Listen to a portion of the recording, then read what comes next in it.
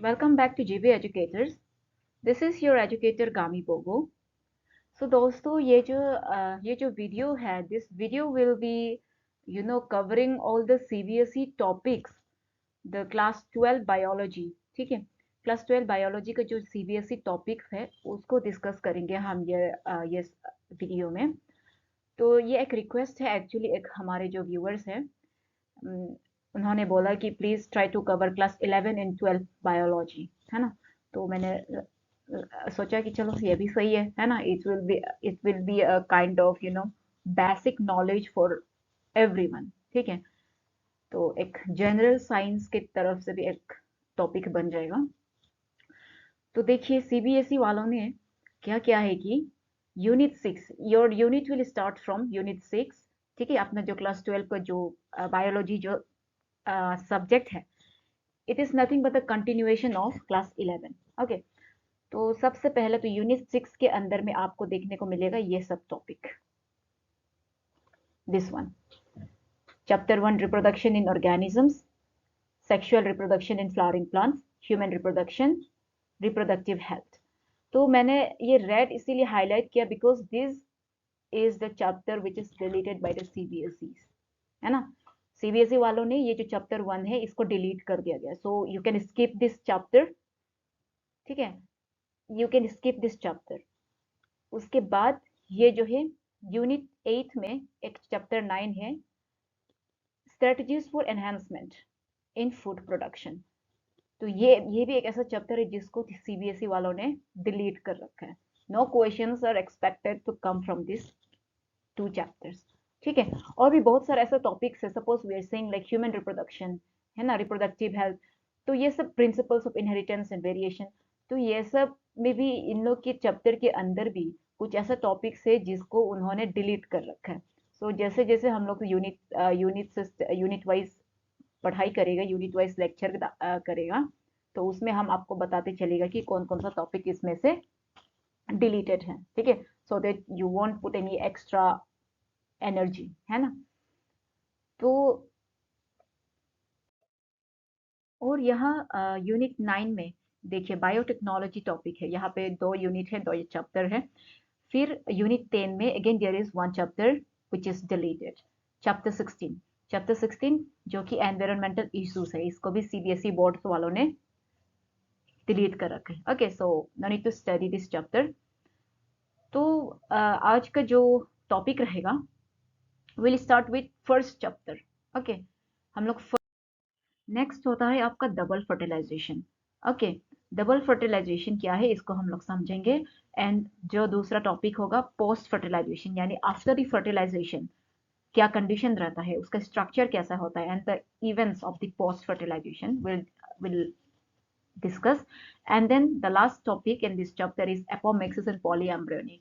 ठीक है, ये एपोमिक्सिस होता क्या है, पॉलीएम्ब्रियोनी होता क्या है, विल डिस्कस दिस। तो सबसे पहला हमारा जो टॉपिक है, it is a flower, A fascinating organ of angiosperm. ठीक है, तो व्हाट इज द फ्लावर, जो तो आपको जस्ट एज अ लेमन आपको व्हाट इज अ फ्लावर पूछने से हम ऐसे आम इंसान लोग बोल देगा कि मतलब फ्लावर के जो प्लांट में जो खिल के रहते हैं वही तो फ्लावर है ना।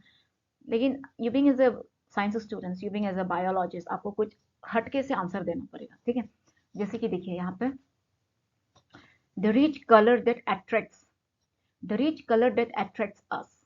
रिच कलर इसीलिए बोलते हैं क्योंकि जो फ्लावर्स होते हैं they are found in different varieties of colours, pink, है ना, white, okay, brinjal.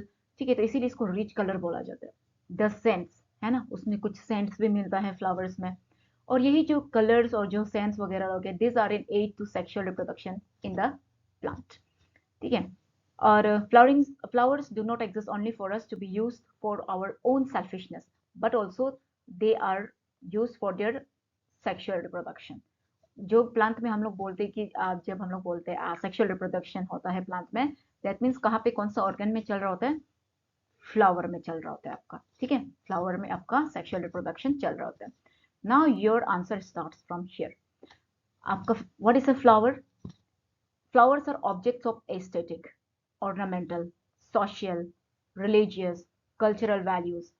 They have always been used as symbols for conveying important human feelings, जैसे कि love, affection, happiness, grief, mourning. ठीक है, तो ये सब में भी हम लोग फ्लावर्स का इस्तेमाल करते हैं, है ना, टू कन्वे आवर फीलिंग्स. ठीक है. और टू ए बायोलॉजिस्ट, ये देखो, this is what I was talking about.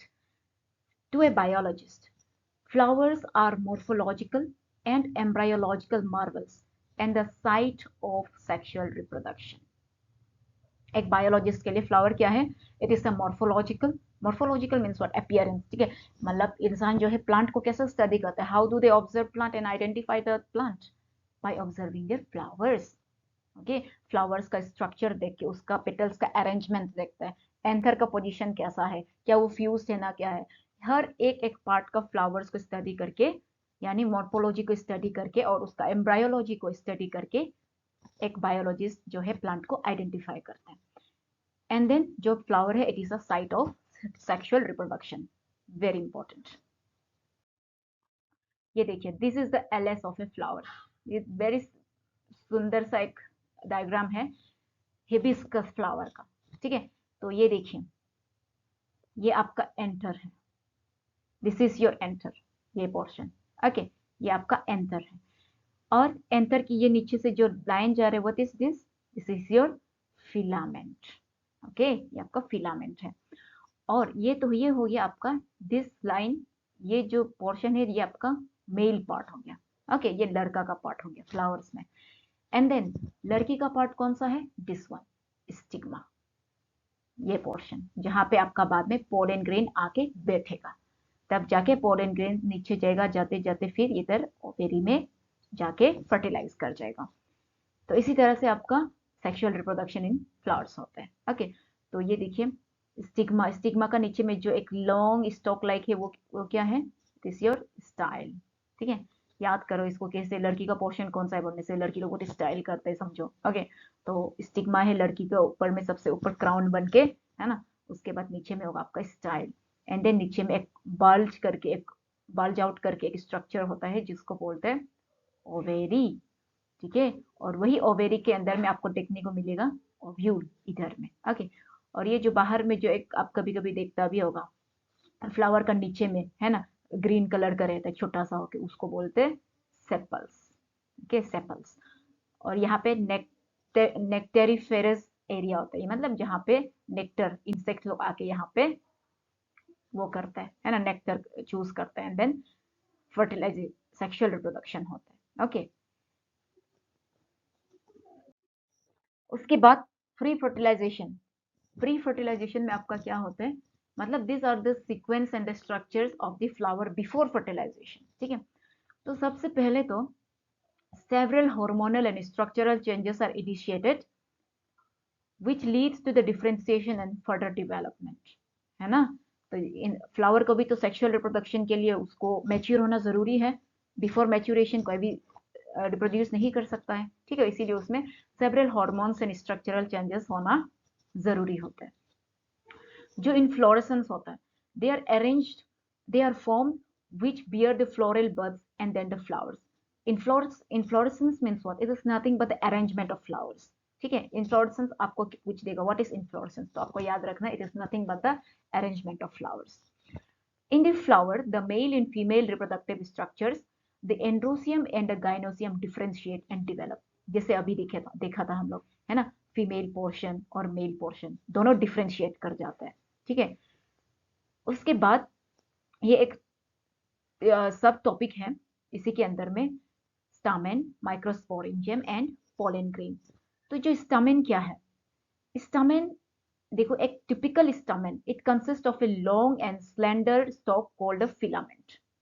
ठीक है, अभी जिसको हम लोग देखा था, स्टामेन क्या है? ये आपका एंटर हो गया, एंटर हो गया. Okay,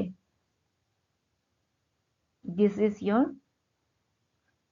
your filament, this is your enter. Okay, और ये आपका फिलामेंट है. और ये जो एंटर और फिलामेंट है, इसको मिलके बोलते, ये दोनों को मिला के हम लोग क्या बोलते हैं? स्टामेन. ओके, ये दोनों को मिला के हम लोग क्या बोलते हैं? Stamen.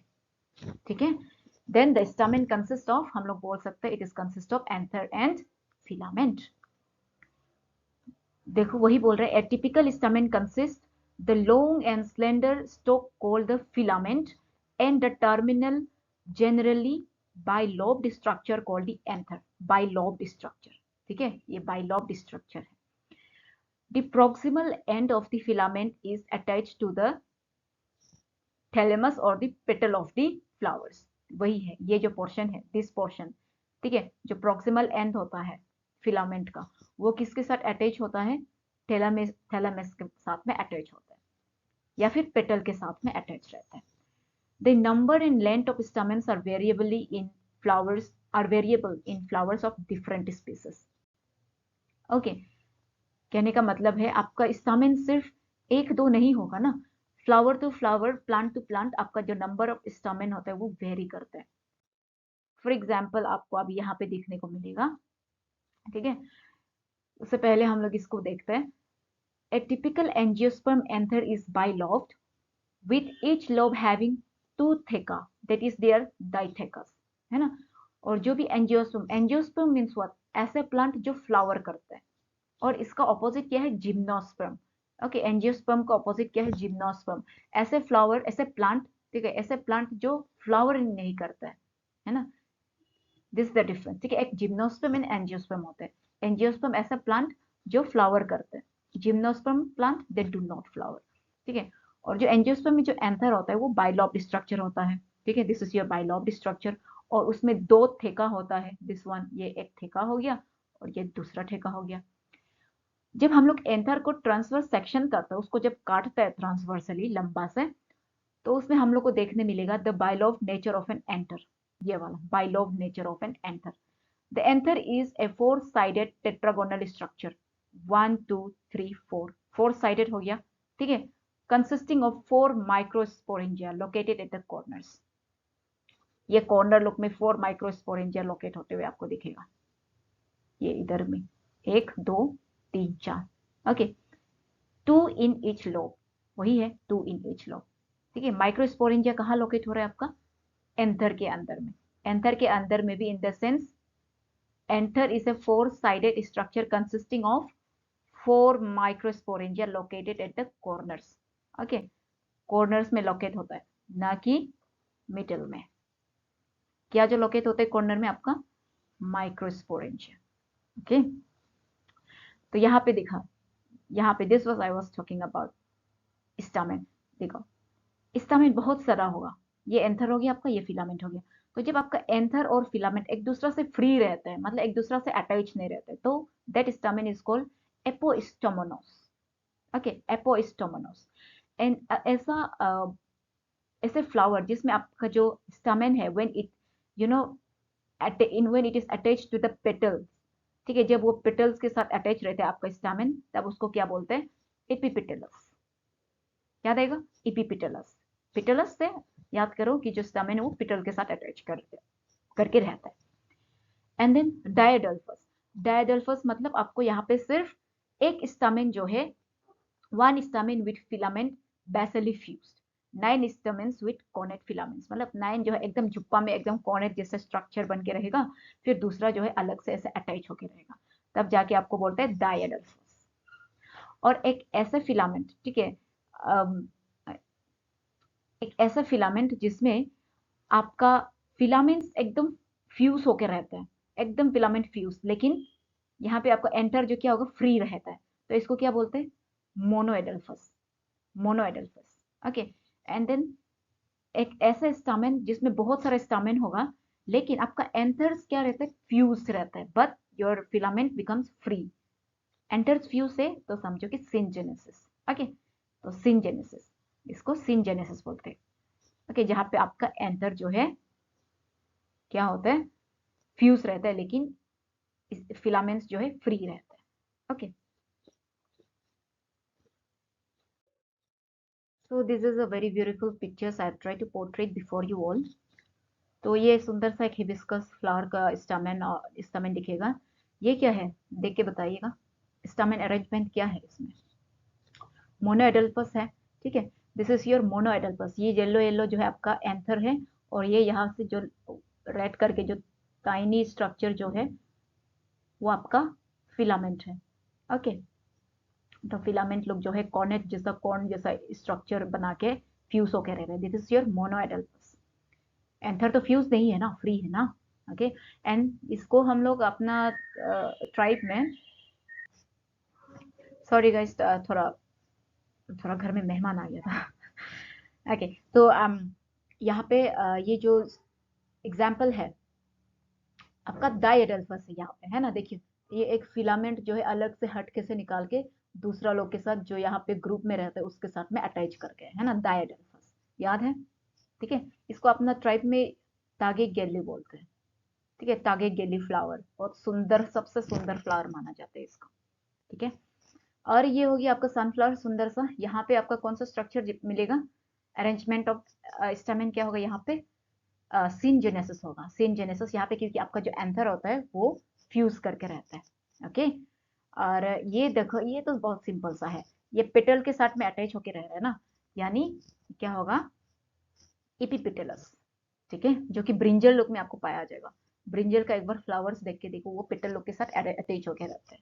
Okay, that is your epipetalous. Now microsporangia क्या है, ठीक है। The microsporangia develop further and become pollen sac. Microsporangia क्या है, लास्ट स्लाइड में हम लोग देखा था, एंथर, एंथर का थेका है ना, दो थेका था, और ये कॉर्नर में आपका माइक्रोस्पोरेंजिया था। माइक्रोस्पोरेंजिया कॉर्नर में 4 माइक्रोस्पोरेंजिया था, और यही जो माइक्रोस्पोरेंजिया है बाद में मैच्योर होने के बाद, डेवलप होने के बाद क्या बनता है आपका, पोलन सेक।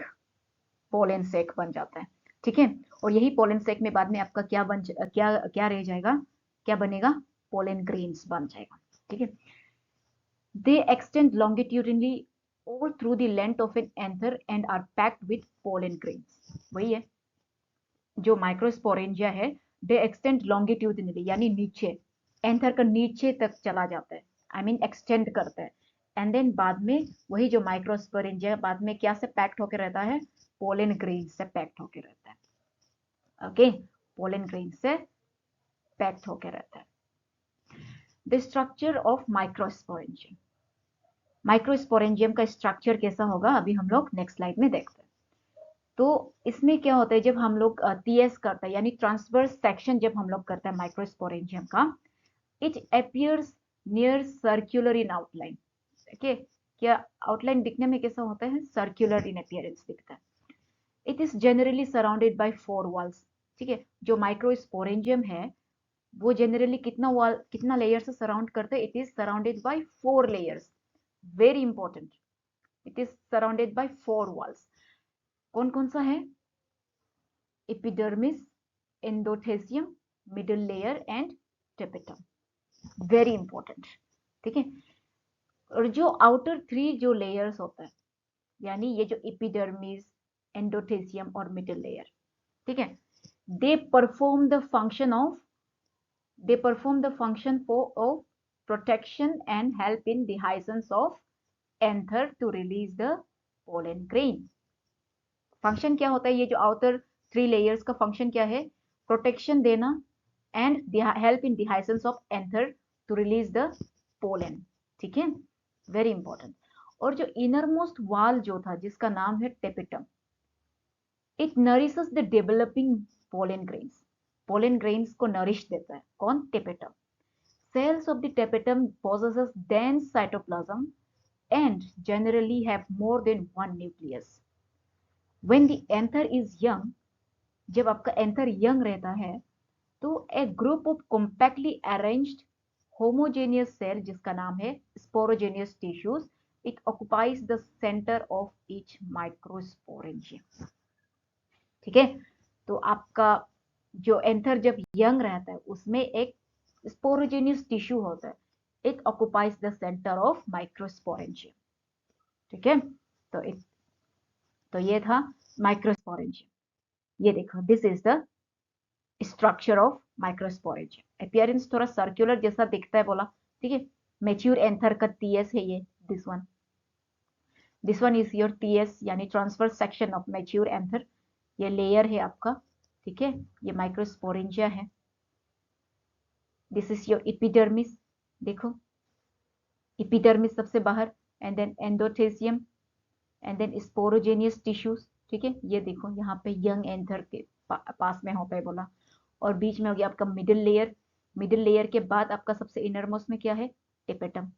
और यहाँ पे आपका एक्सटेंड माइक्रोस्कोपिक व्यू दे रखा है यहाँ पे। This is your microscopic views of the layers of your microsporangia. Epidermis, endothecium, देखो ये portion, and then after endothecium is your middle layer, यहाँ से यहाँ तक मिडिल लेयर, एंड देन आपका माइक्रोस्पोर मदर सेल। और यही मदर सेल जो है बार बार डिवाइड होके आपको क्या देगा, माइक्रोस्पोर्स देगा, यानी पोलन ग्रेन्स देगा, ठीक है। और ये जो टेपेटम है आफ्टर एंडोथेसियम जो प्रेजेंट है, it will give nourishment to the developing pollen grains, ठीक है। तो ये होता है।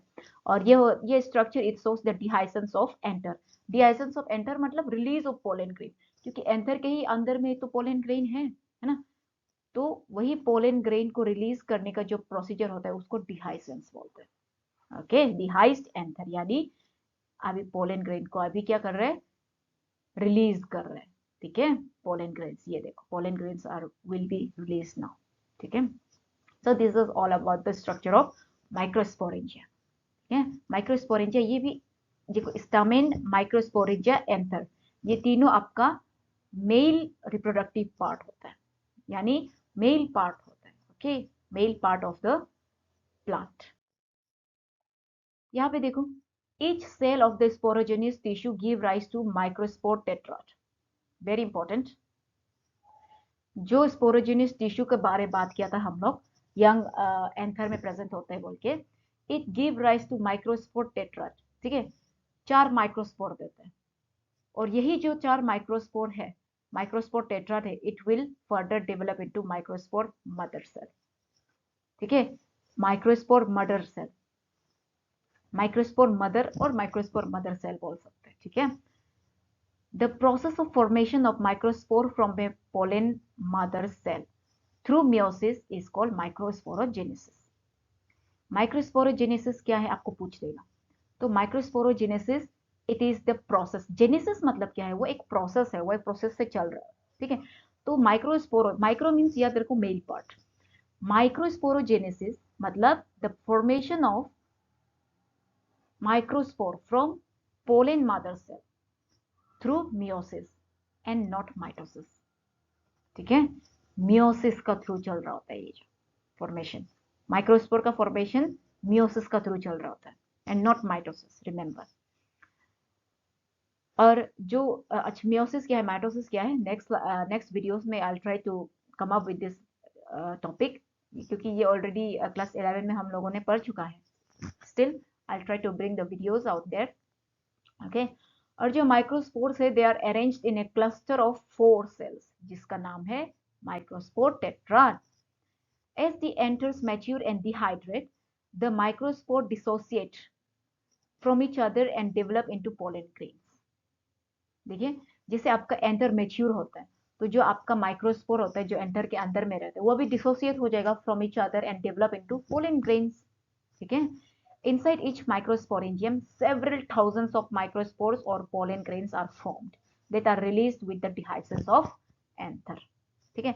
माइक्रोस्पोरेंजियम यानी समझो वो एक डायरेक्ट बैग है, वो बैग के अंदर में बहुत सारा पोलन ग्रेन्स होता है, और जैसे एंथर डिहाइस हो जाएगा, वो पोलन लोग भी पूरा डिहाइस हो जाएगा, रिलीज हो जाएगा, तब जाके रिलीज पोलन जो है फिर कहाँ बैठेगा, फीमेल का स्टिग्मा पोर्शन में बैठेगा, उधर से आपका सेक्सुअल रिप्रोडक्शन स्टार्ट हो जाएगा, ओके।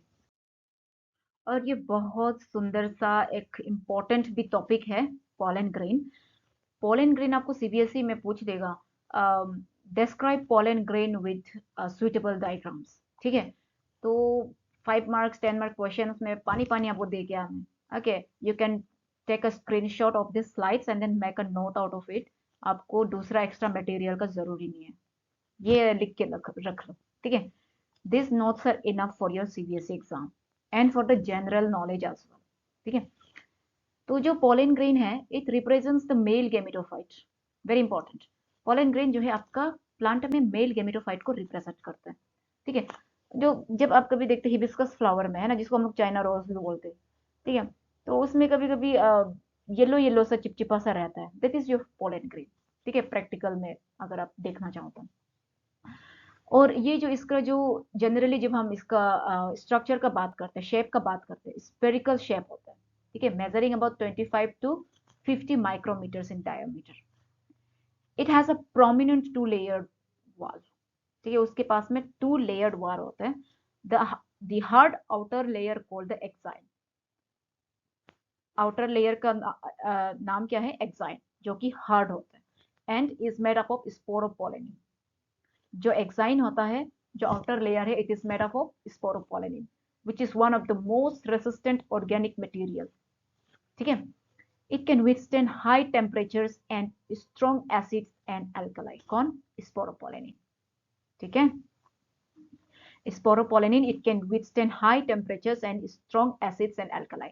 ठीक है, इसीलिए due to the presence of this sporopollenin we are able to preserve the anther we are able to preserve the pollen grain for a long period of time, है ना।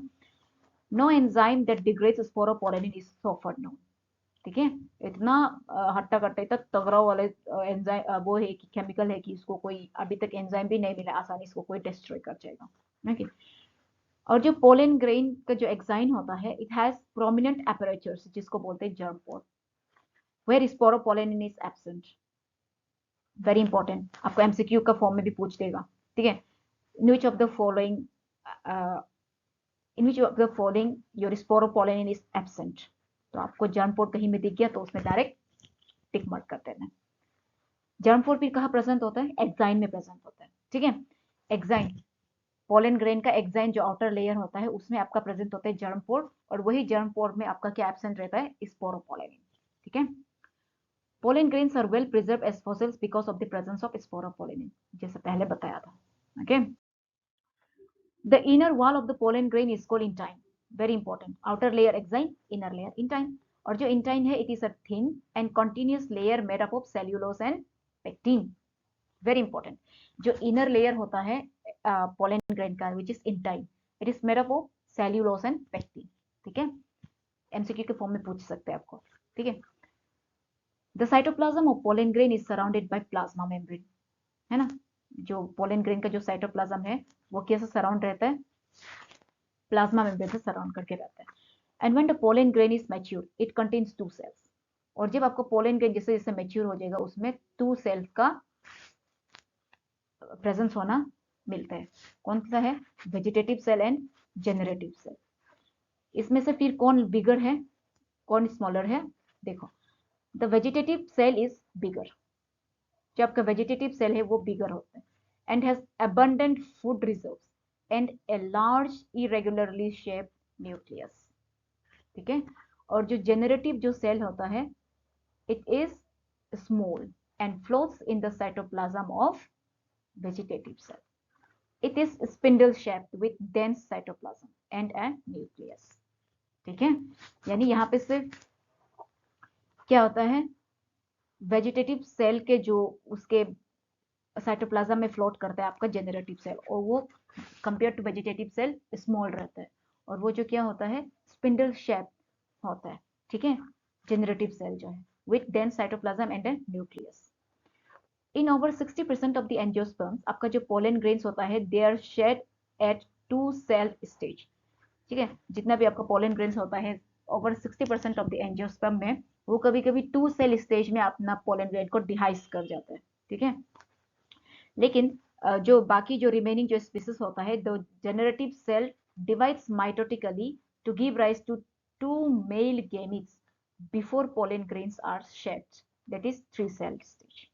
यानी two cell stage में क्या होता है, vegetative and generative cell हो गया ना, टू सेल स्टेज, यही टू सेल स्टेज में आपका पोलन ग्रेन जो है कभी कभी शेड हो जाता है, यानी रिलीज हो जाता है।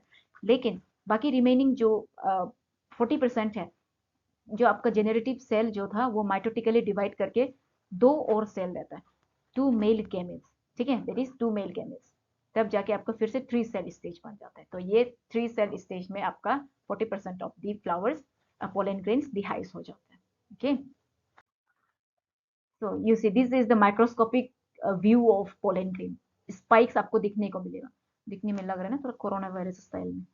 ठीक है, पर इसको कंफ्यूज मत हो, this is not a corona. Okay, तो ये आपका एक्साइन है, this is your outer layer spiky. ठीक है, जो स्पाइकी देख रहा है ये आपका पोलन ग्रेन है, पोलन ग्रेन। ठीक है, ये जो है स्ट्रक्चर्स। तो देखो यहाँ पे है सेल, वैक्यूल्स है, ये न्यूक्लियस है। तो पोलन ग्रेन यहाँ पे देखो, एसिमेट्रिक स्पिंडल, सेल माइटोसिस वगैरह ये सब डिवीजन ये सब चल रहा है यहाँ पे। एंड देन वेजिटेटिव सेल ये है, जेनरेटिव सेल है। वेजिटेटिव सेल के साइटोप्लाज्म में फ्लोट कर रहा है आपका जेनरेटिव सेल। ठीक है, और वेजिटेटिव सेल क्या है, लार्जर है, जेनरेटिव सेल क्या है, स्मॉलर है। ठीक है, ये सभी तो पढ़ा था। फिर पोलन ग्रेन का जब हम लोग फिर बात करते हैं, many of pollen grains of many species cause severe allergies. कभी कभी एलर्जीज भी कोज कराता है आपका पोलन ग्रेन्स। ठीक है, and bronchial afflictions in some people often leading to chronic respiratory disorders, जैसे कि आपका अस्थमा हो गया, ब्रोंकाइटिस हो गया, ये सब भी एलर्जी मतलब वगैरह ये सब कोज करता है ना। Some people are being allergic to the pollen grains. It may be mention that parthenium और कैरेट ग्रस, जिसको हम जानते हैं, that came into India as a contaminant with imported wheat has become ubiquitous in occurrence and causes pollen allergy।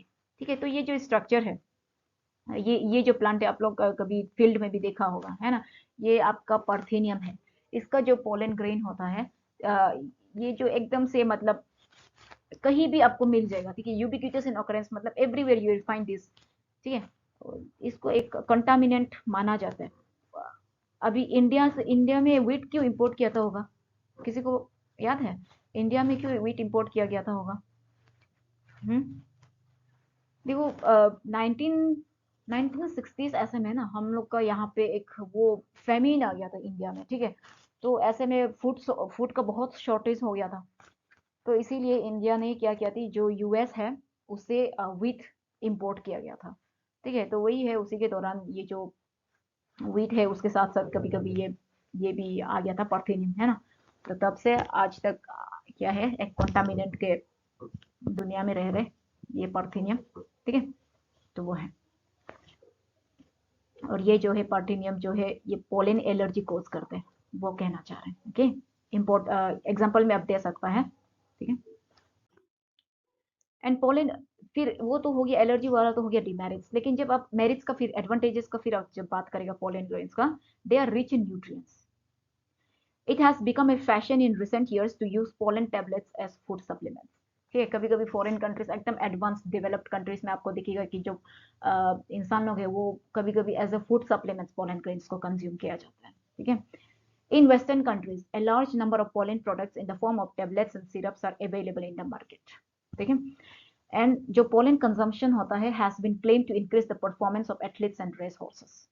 ठीक है, तो जितना भी एथलीट्स जो भी स्पोर्ट्स पर्सन होता है ना, हॉर्स रेस वगैरह ये सब में आपका पोलन कंजम्पशन करने से अपना परफॉर्मेंस यानी स्टेमिना इंक्रीज करता है बोल के एक फैक्ट भी इन लोग ने मिला है। It is possible to store pollen grains of a large number of species for years in liquid nitrogen। Liquid nitrogen का टेम्परेचर कितना है, -196 डिग्री सेल्सियस। सोच के देखो कितना ठंडा में इसको स्टोर करके रखता है। ठीक है, such stored pollen can be used as pollen banks similar to seed bank in crop breeding programmes.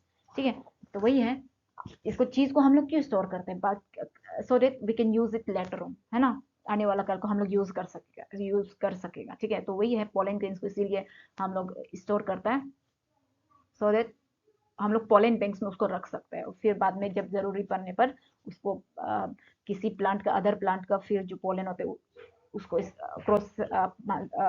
Cross pollination करके नया प्लांट निकाल सकते हैं, ऐसा करके। ठीक है,